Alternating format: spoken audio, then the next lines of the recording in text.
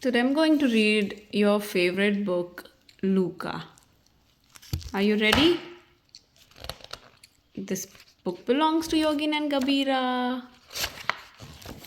Alright, first page.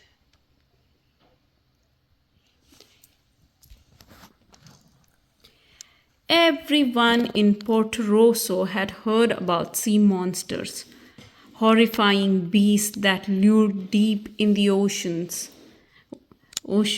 Many believed the stories were real, while others thought they were simply tall tales. One night, two fishermen left the harbor, ready for a relaxing evening of fishing. Moments after they cast their net, the dark water rippled as something moved beneath the surface.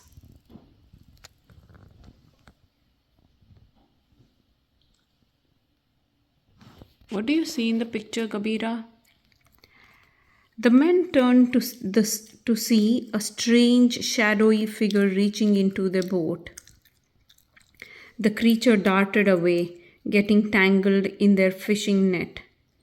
As the men struggled to pull it in, a sea monster leaped out of the water and soared above them. Terrified, the fishermen stumbled back, knocking items overboard as the sea monster dived back into the water and swam away.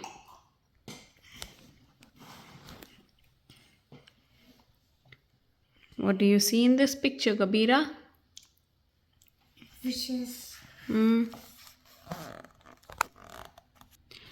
next morning, a young sea monster named Luca Paguro led his flock of goldfish to pasture.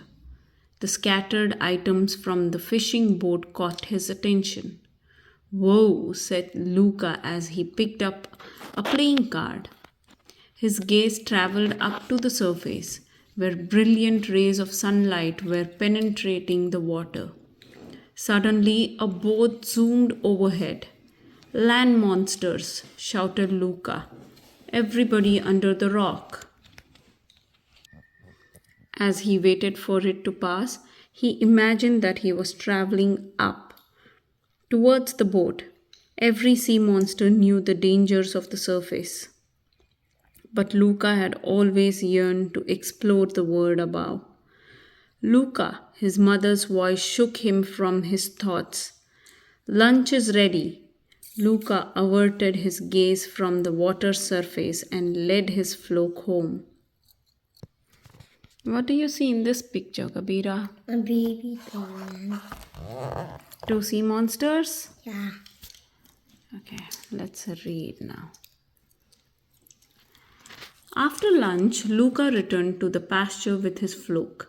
He spotted more items that had fallen from the fishing boat.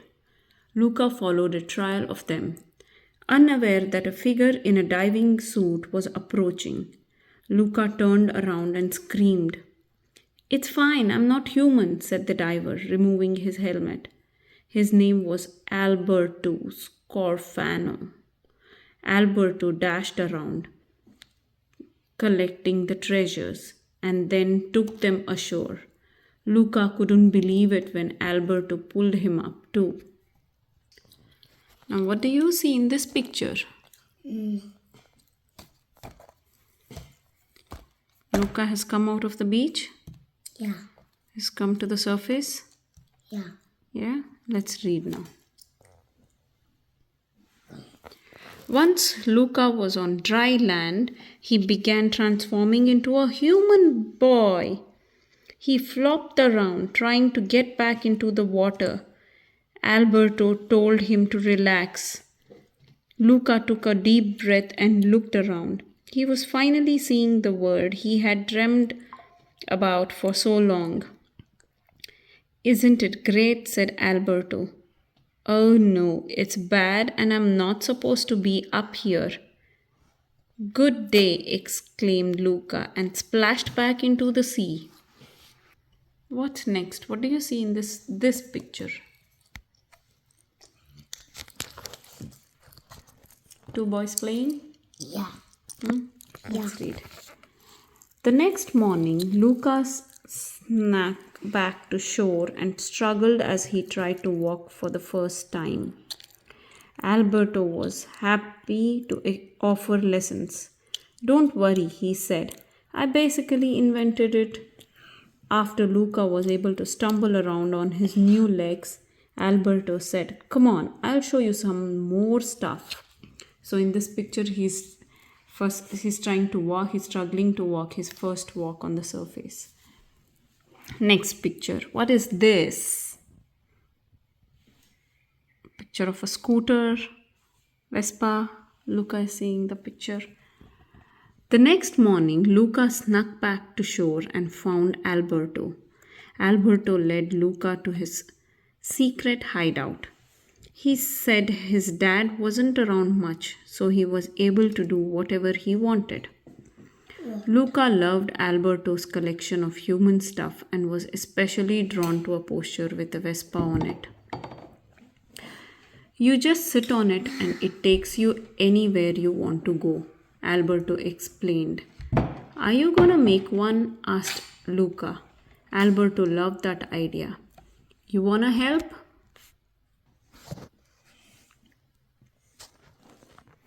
That's the next picture. Look at that old scooter, it's so good. Boys seem to be excited. Let's read on. Luca knew he should get home but couldn't tear himself away as they started building their Vespa. And even though he kept saying he had to leave, he stayed until they were done. See you tomorrow, said Alberto as Luca raced home. And that's the next picture. What do you understand from the picture, Kabira? Correct. Let's read now.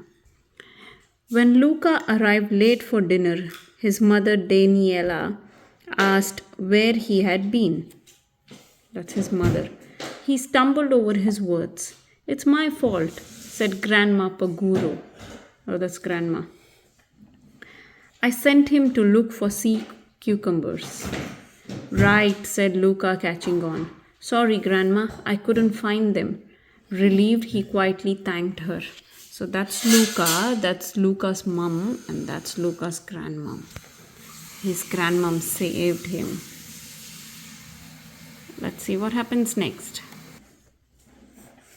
Oh, their Vespa is ready. They both are standing there on the surface. Over the next few days, Alberto and Luca spent as much time as possible together. The two bonded over building and rebuilding their Vespa. They spied on fishermen, yelled into caves, leaped off cliffs, and did belly flops into the sea. As the boys took in the sunset, Luca used sea snail slime to style his hair just like Alberto's. Oh, look at this fun picture now. There's a turtle here. There's a plank. So they are exploring their new Vespa, wheeling.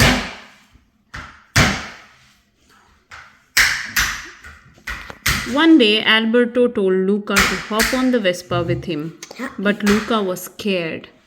You got a Bruno in your head, explained Alberto. He told Luca to say, Silenzio Bruno, to quiet his inner voice of doubt. Soon the two were shouting Silenzio Bruno as they sped down the hill, hit the ramp, and soared into the sky.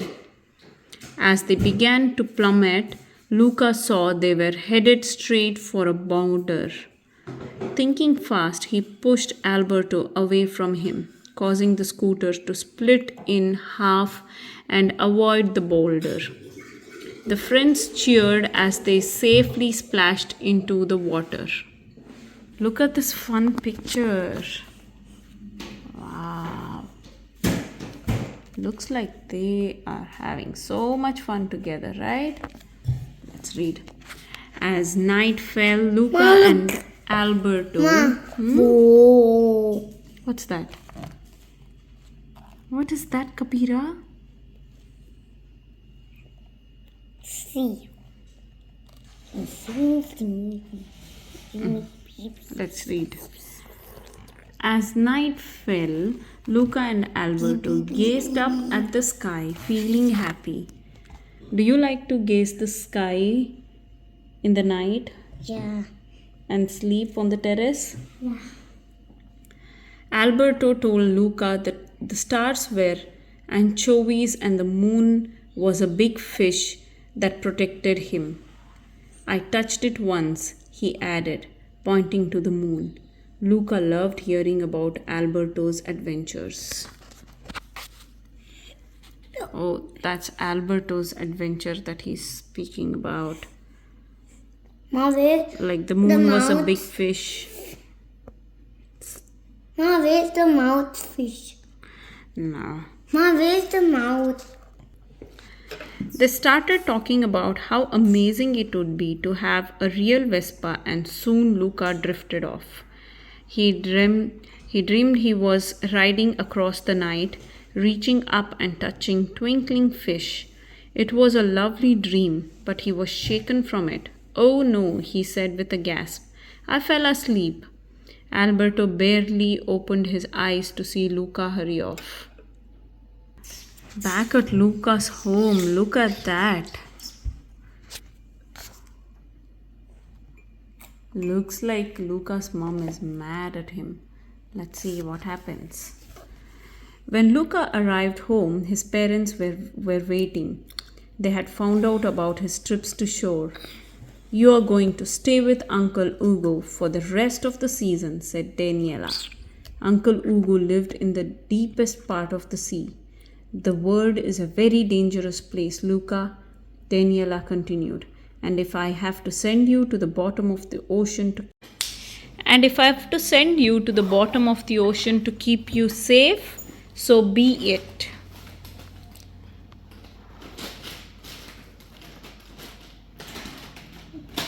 Luca snuck off to Alfredo's and asked, What do I do? They both knew Luca's parents would find him if he stayed in Alberto's hideout. But will they come looking for you over there? Said Alberto, pointing towards Porto Rosso. Oh, ma, you all finished.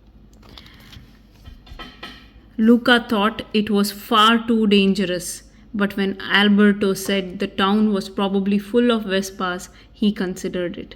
There's got to be one for us, said Alberto. Vespa, hombre? And that's the next picture. What do you see in this picture, Kabira? Luca the sea monster and Alberto the sea monster. They're looking at the shore and the surface. The idea of exploring the world on a real Vespa whisked the boys into action. Take me, gravity, shouted Alberto, doing a backflip off the cliff. Luca whispered, Silencio, Bruno, and followed Alberto into the sea. The friends cheered and laughed as they swam towards Porto Rosso, ready to find their Vespa. Where's Luca in this They're getting into the city now. Let's see what happens next.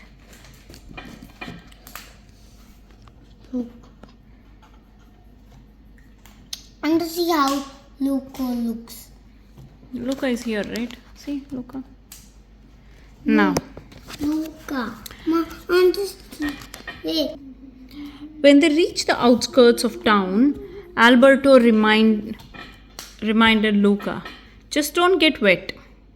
They continued to the piazza, the bustling center of Porto Rosso. The sights and smells were overwhelming. People were playing games, talking, laughing, shopping, and eating. Luca wanted to take in every bit of it.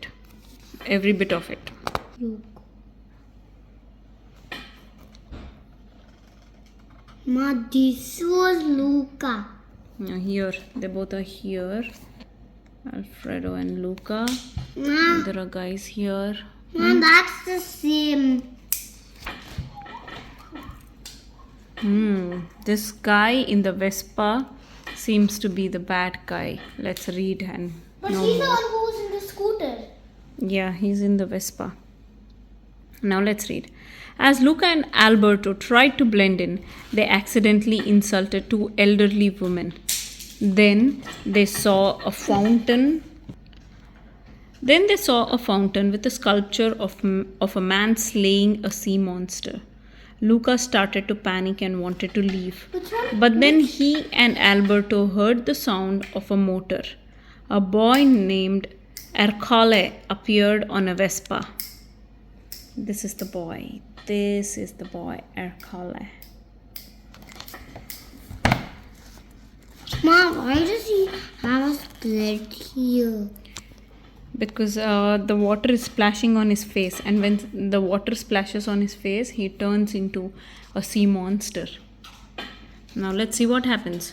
Luca and Alberto couldn't peel their eyes away from the Vespa. Stop looking, said Ercole. She's too beautiful for you. Then he mocked Luca and told him he smelled like the back of a fish store. Ercole's friends Ciccio and Guido held Alberto back as Ercole dragged Luca to the fountain. Ah, just a little bath, said Ercole, pushing Luca down towards the water. As Luca's face began to scale up, someone shouted, Hey! See, his face is begun to scale up with the water.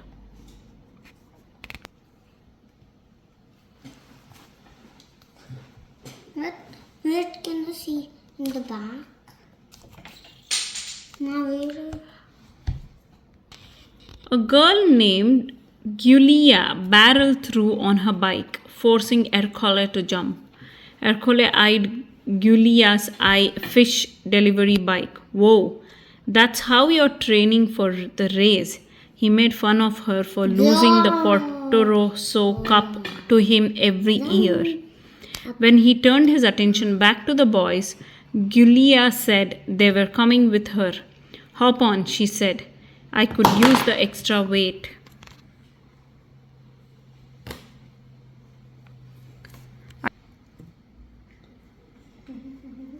Luca and Alberto joined Giulia on her fish deliveries. She told them the Porto Rosso Cup was a traditional Italian triathlon that included swimming, cycling, and eating pasta. When Alberto and Luca found out they could use the prize money to buy a used Vespa, they wanted to enter. They asked Giulia if she could team up with them. Giulia narrowed her gaze at the two boys. Let's see what you got.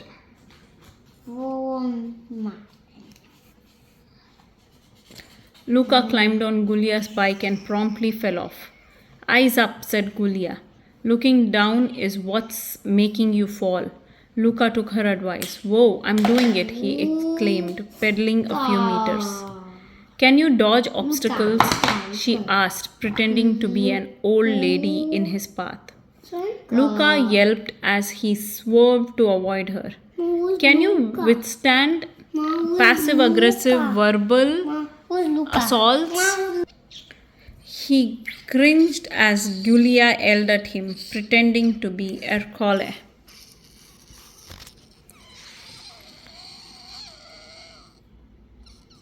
Oh, he's cycling on a plank.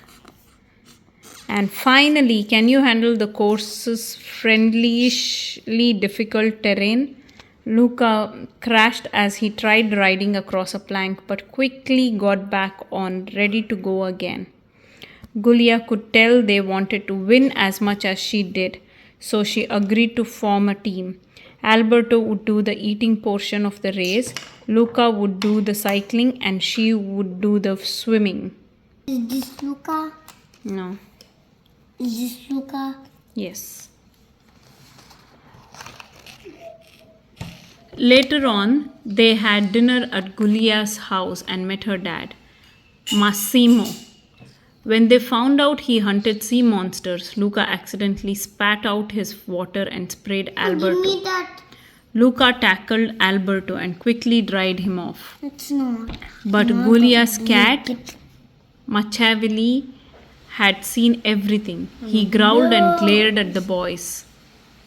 When Giulia asked Massimo for the race entry fee, he said business was slow. He hadn't been catching enough fish. Luca and Alberto offered to help, and Massimo accepted.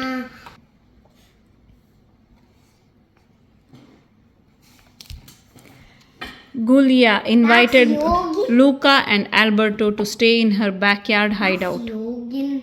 She cleared away some of her stuff and said, That's Yogan. "Bonanotte, boys." Once she had left, Luca whispered, "That was close." When I first did my "I know, like how big was that dad human?" said Alberto.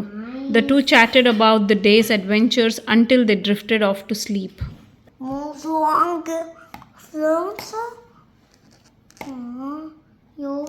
Luca's parents, Daniela and Lorenzo, had just arrived in Porto Rosso to search for their son. Daniela reminded Lorenzo to be careful. "There's gonna be land monsters everywhere." Suddenly she saw a human and tackled him to the ground. "Not today, land monster," she yelled. "It's me," shouted Lorenzo. Daniela hadn't recognized him as a human. They took a breath and pressed on, determined to find Luca. the plastic one for me. The next morning, Luca and Alberto led Massimo to a great fishing spot. Giulia finished her deliveries in record time and met them at the marina. "Santa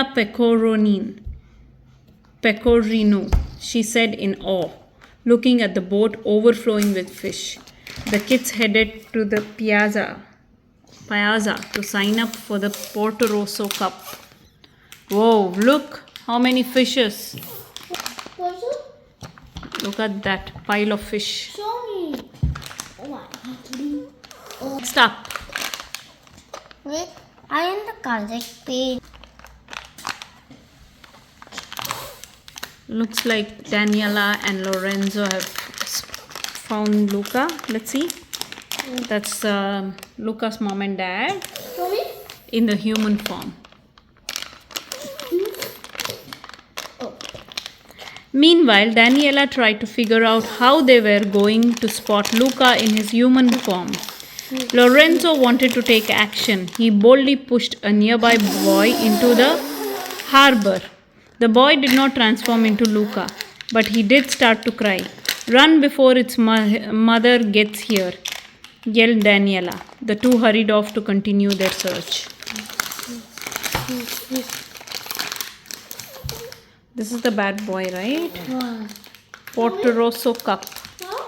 This guy. This guy. As the friends stood in line to sign up for the race, Ercole mocked them. Giulia tried to fire back but couldn't think of any good names to call him. "A catfish," Luca suggested. "They are bottom feeders and they also have two sad little whiskers," he explained. Everyone laughed, including Guido and Ciccio. Furious, Ercole towered over Luca, vowing to destroy him in the race.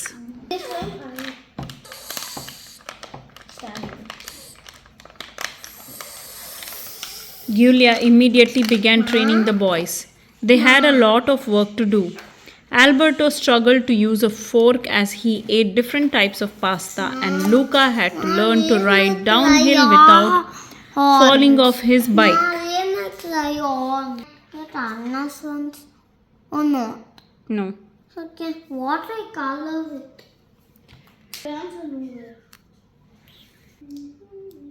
Search crayon.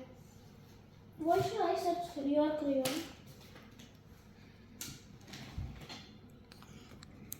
When it was time for Giulia to practice her swimming, Luca and Alberto followed her in a rowboat. Ercole and his friends were out looking for sea monsters.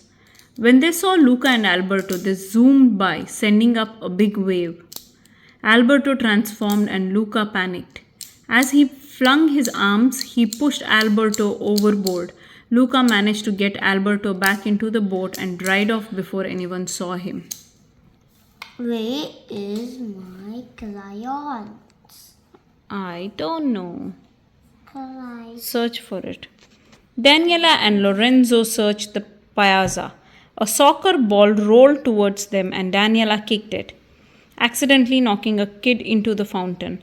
I have an idea, she said.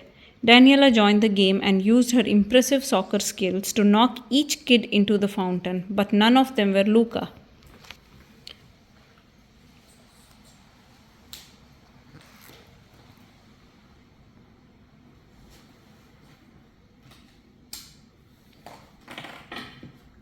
That evening, when Luca mentioned seeing fish in the night sky, Giulia led Luca to a telescope. She told him all about the stars and pointed out her favorite planet, Saturn. Luca's mind burst with curiosity. He imagined running laps around the rings of Saturn. Luca couldn't get enough of Giulia's school books either. There was so much to learn. Just a telescope, and they're seeing stars.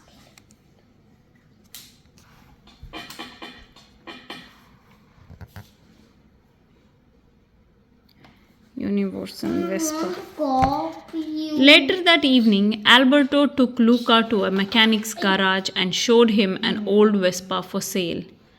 Soon you'll be ours.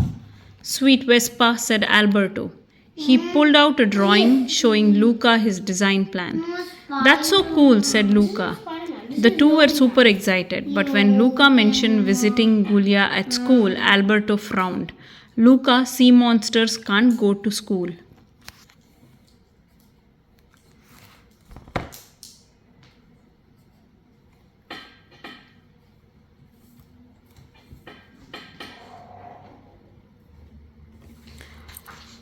A harpoon whizzed through the air, startling them.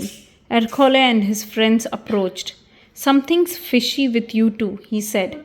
When Alberto insulted Ercole, Sisio and Gidio held him against the wall. Trembling, Luca grabbed the harpoon. Let him go, he said, aiming it at Ercole. They released Alberto and he and Luca ran off.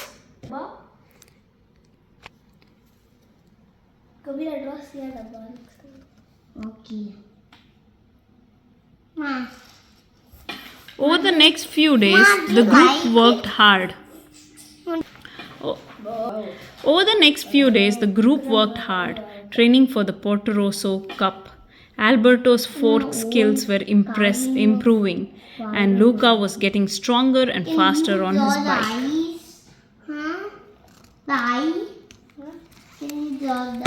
The three friends were working hard and having fun, but Alberto noticed how Luca and Giulia were growing closer. He was beginning to feel jealous.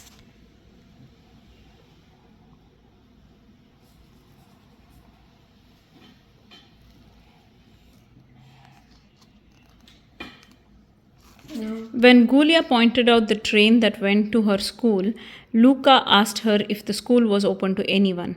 Alberto rolled his eyes and reminded them to focus on training. Giulia tried to help Luca conquer his fear of riding downhill. Would you stop bossing him around? Said Alberto.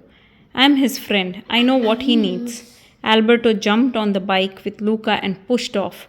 The two boys came wildly down the hill. Luca begged him to stop, but Alberto refused to brake. They argued as they whipped through town completely out of control. Finally, they hit the edge of the road, snailed off a cliff, and plunged into the sea. Thomas. Whoa. Thomas. Look.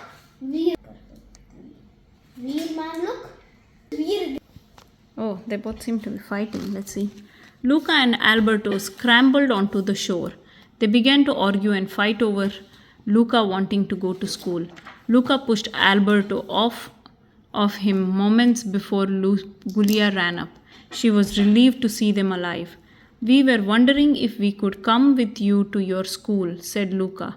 Gulia loved that idea. But then Alberto asked if the school would accept sea monsters. Sea monsters, Gulia said, confused. Alberto fell back into the water and transformed right before her eyes. They're fighting now.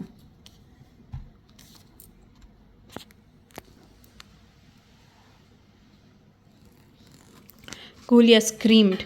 Desperate to keep his own secret, Luca pointed at Alberto and yelled, "Sea monster!" Hearing those words, Ercole readied his harpoon. Luca watched sadly as Alberto swam away.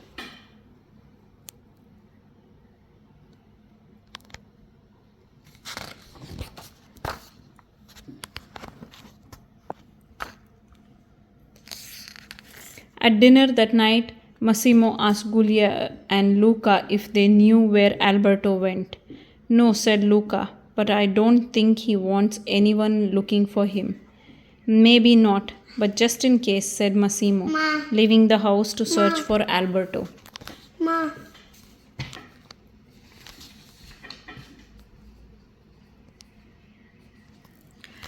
As Luca was trying to convince Giulia that the two of them could still race, Giulia splashed water on his hands, causing them to scale up. "What were you guys thinking?" she said. She couldn't believe they had come to a place full of people who hunt sea monsters. It hurt her to say goodbye, but she knew Luca had to leave for his own safety.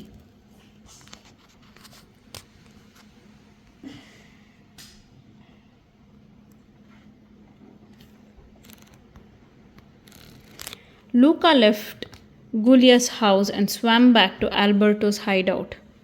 He needed to apologize to his friend. When he entered the hideout, Luca noticed tally marks on the wall. He asked Alberto what they meant. "I started when my dad left," Alberto said. Luca was shocked. "You were living here alone for that many days?" "I just stopped counting after a while," replied Alberto. "I will go win the race," Luca said, "and then the Vespa will be ours and we will ride away together." "Luca, that's crazy," said Alberto. "Well, maybe I'm crazy," he said. Then he ran and jumped off the roof, shouting, "Take me, gravity!" "Luca," Alberto cried out. Luca landed safely and looked up. "I'm gonna fix this," he yelled as he ran off.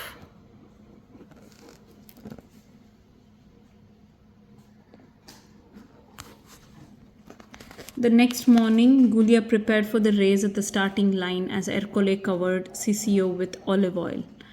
"He will cut through the water like a knife," said Ercole. Giulia was surprised to see Luca in Alberto's driving suit. "This is a very bad idea," she whispered. Luca's parents were at the race, still searching for him. They volunteered to hand out water so they could splash anyone they thought might be their son. My book or not? Hmm? This is my book. The race began. Luca took a deep breath, attached his helmet, and dived in. He struggled to run on the sea floor in the heavy suit but pressed on. Sisio was in the lead until fish attacked him, nibbling at the olive oil. Giulia focused her energy and pulled ahead. She hit the shore first and ran to the pasta stage.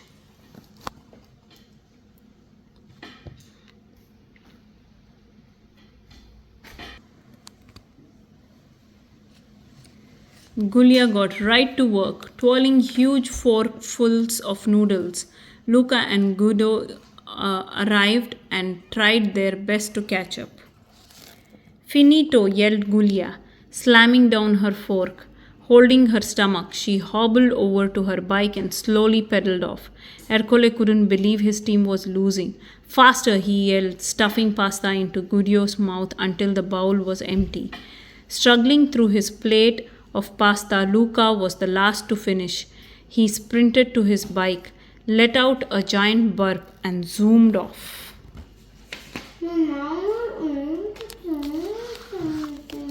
Daniela and Lorenzo were trying to splash the razors when they spotted Luca. Luca, stop, shouted Daniela. Sorry, Mom, sorry. Dad, I have to do this, exclaimed Luca as he evaded his parents. He sped towards the front of the pack and soon passed Ercole. What? Impossible, Ercole blurted. Luca grinned and continued forwards, but when he crested the hill, it began to rain. He rushed under an awning to stay dry. Suddenly, he saw Alberto coming to his rescue with a giant umbrella. But Ercole caught up and kicked Alberto, sending the umbrella flying. Soaking wet, Alberto turned into a sea monster in front of everyone. Sisio, my harpoon, shouted Ercole. Alberto ran into the screeching crowd. Stop the thing, they shouted as they trapped him under a net.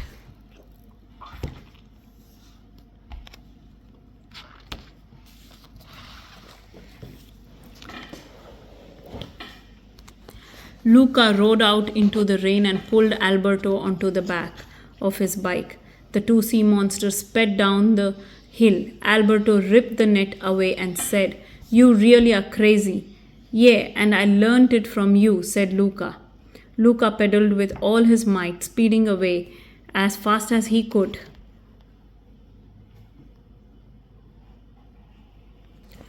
Ercole pulled ahead of Alberto and Luca stood up on his bike and took aim with his harpoon. A moment before he let it fly, Giulia rammed into him. The force knocked both of them off their bikes and sent the harpoon off its mark.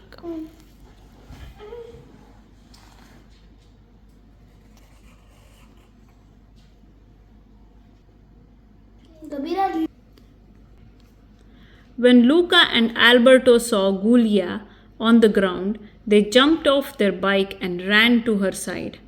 The crowd watched as the sea monsters helped Giulia to her feet. Ercole aimed his harpoon again, but Luca refused to run. We are not afraid of you, he shouted. Stop, they're not monsters, said Giulia. Yeah, who are they then? Said Ercole.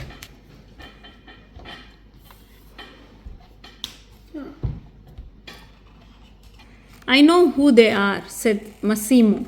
He lifted Alberto's hand in the air and proclaimed, They are Luca and Alberto, and they are the winners. Confused, the three friends whirled around and gasped.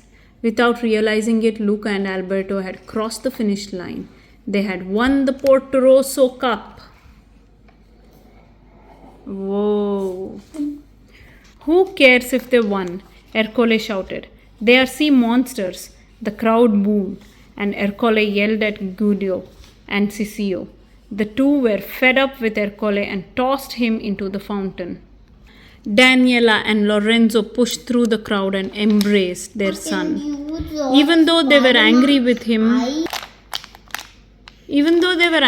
him for running away, they were also very proud. With the group showing their true selves, several town people dropped their umbrellas to reveal they were sea monsters too. Oh, there were many more sea monsters there.